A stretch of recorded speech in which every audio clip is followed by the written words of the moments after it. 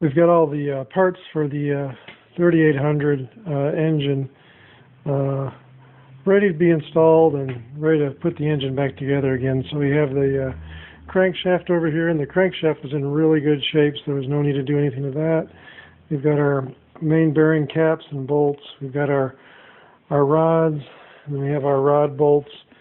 We've got our main bearings, and then our rod bearings, and then also have our pistons. The whole engine kit was from Engine Tech, and I purchased that from Mike's machine shop, who did the machine work on the engine. I got a set of 20 over rings for it. We've got a new timing set, a new tensioner for the timing chain.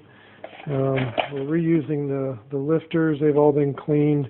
They look dirty, but they're actually pretty clean. It's just got some like corrosion marks, I guess, on some of the areas of the lifters. We've got some new bolts for the heads, and we've got a new oil pump kit, spark plugs, push rods, and then we have a lower end gasket kit and an upper end gasket kit. And I purchased a set of steel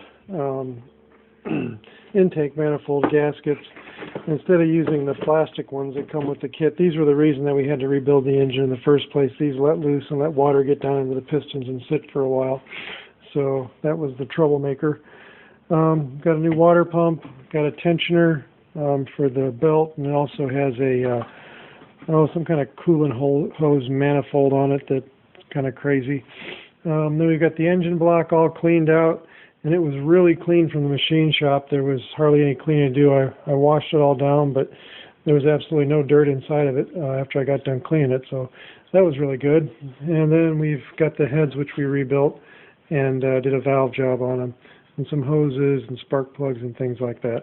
We pretty much have everything we need to start putting this together this weekend, and maybe we'll have it running by spring break, we're hoping. So.